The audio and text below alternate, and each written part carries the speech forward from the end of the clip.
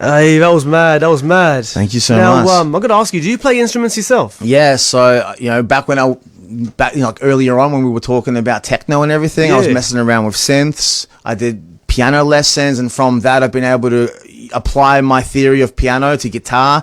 Now I can rock ukuleles, basses. I could pick up a violin and get used to playing it and work it out, So when you do it long enough, you can start to basically become a multi-instrumentalist. You are a multi-instrumentalist. Yeah, at this point, yeah. I mean, if it comes to drums, maybe I struggle with keeping the whole thing together, but hey, like I could go boom, snap, snap, boom, snap, boom, But what about drum pads? Same kind of thing, like the machines and the MPCs. Yeah, I've always had one of those for sampling and cutting things down and programming loops. Absolutely. Oh man, we all need. I mean, that's just brilliant. I mean, it's actually just completely brilliant. That now you could just pick up anything, and that just means you're a natural musician. Thank you, man. Yeah, I love that.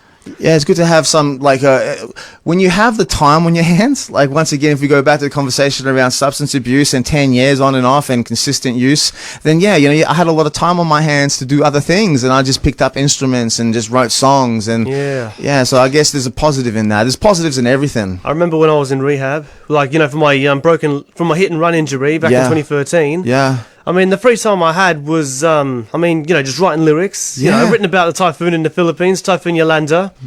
And, I tried drawing, but every time I sat up, I felt a bit nauseous. And, my friends were so kind to give me a new pencil case with a new textbook, and it was just filled with textures and pencils and connector pens.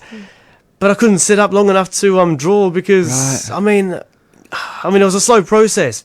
You had to basically be leaned back, didn't you? Like in a bed. I was confined to a hospital bed for 55 weeks. So what was the most biggest injury you had? The broken tibia. The broken tibia. That's my leg. Yeah, my right leg. Yeah. Yeah, rather than a dislocated shoulder. Yeah. Mind you, if my shoulder wasn't dislocated, I would have been able to manage myself at home a bit easily, but I had to use one of those wheelchairs with a lever. Oh yeah, I remember that. I had a knee reconstruction when I was 9 too, so I was bound to a wheelchair for like a good amount of time. Same as you, man. Yeah. Crutches for the next 7 months. Yeah. Anyway, I'm gonna play an old track when you were Gzutek. Let's go, Zuteker. Could you give us the title? The Silent Chronicles. That's the name of it. So the album. Yeah? So the album for this song was the Silent G Chronicles. And the song is called Showtime. The song just documents the breakup with my daughter's mother. I was going through so much grief that I decided to put some artistry into it, and every 6 months as time went along, I wrote a verse to reflect on how things were going. And so you hear at the start, I guess, I'm upset, things aren't going well, and at the end there's a bit of resolve, and what's the right word? Like a resolve, yeah. It just comes in and I kind of accept it. It's not so. Yeah. I was going to say, is it reconcile? Yeah. Reconcile. Reconciliation. Yeah, reconciliation. Or there's a C word, like I can't remember what it is, to be honest. Now, what the word is, but basically, the song categorizes the journey over technically a year and a half. Yeah. Let's jump into Showtime.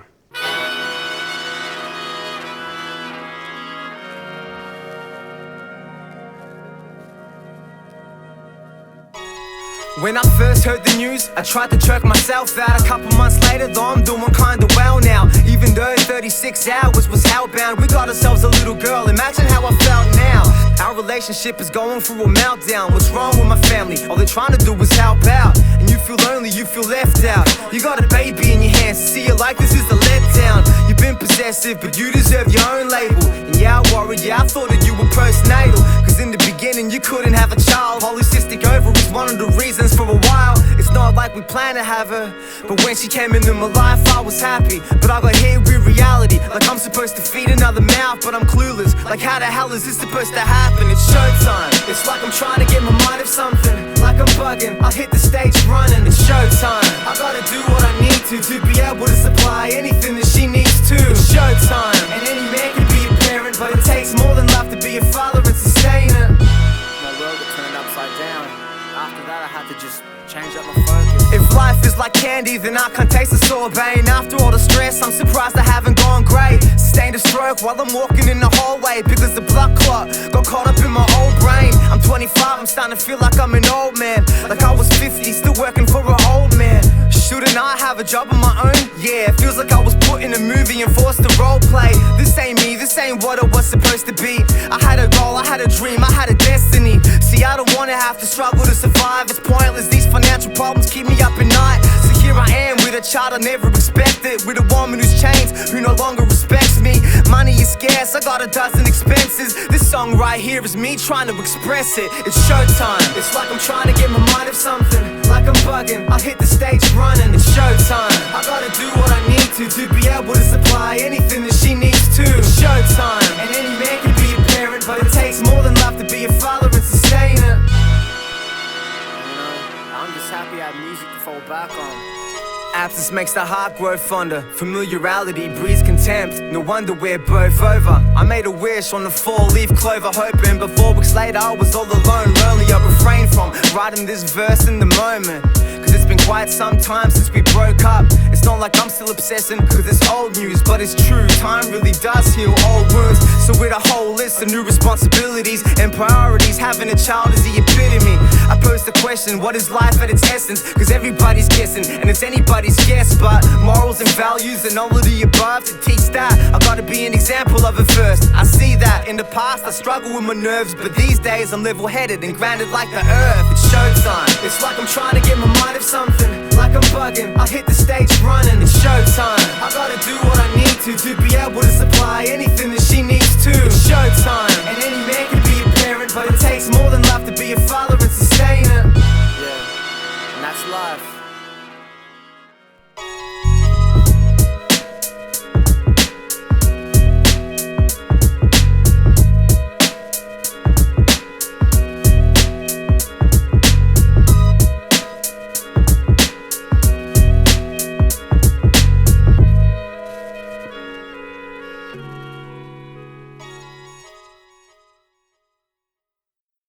Yeah, that was Showtime by Robbie P. Yes. Formerly known as Gzutek at the time. Yeah. Yeah, man. Yeah, that one I wrote back in 2011, 2010, 2013, roughly around there. But I didn't release it till 2017, bro. Oh, it's mad. Yeah. It's still mad that you got some. It's just mad that you got this brewing in the bank, bruv. Yeah, back then we were working with JD, Midnight Green, Quasi, Lucas Miller. Also I was part of the Raw Lab camp too. So there was a lot going on, and I guess after Midnight Green started to die down, I wasn't sure where to take the music, and so that's why I guess that album took so long to come out. It actually came out after my car accident. So once I had some time on my hands, I thought, okay, I'm going to put this out. No marketing, I just dropped it. It kind of was slept on, but now I'm doing promotion on it. My idea is that music, it's timeless. You know, you can take a song that's 10 years old and still promote it today. There's no reason why we can't, unless you don't like it, obviously. Fair enough. That's fair enough.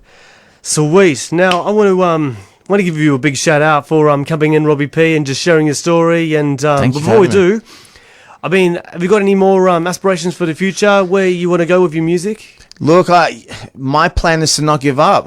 My DJ Relic told me a long time ago that so long as you just keep at it, over time people drop off, and over time, you know, you can kind of rise to the top. And when new people come in, they still have to learn the craft. And once you know the craft, it's just a matter of executing and moving forward with it. And that's my plan, to build up my podcast, get individuals on, not only just musicians, but computer scientists, people into Bitcoin, finance, the rest of it. Kind of like the Joe Rogan podcast with the Robbie P filter. So that's my plan, yeah.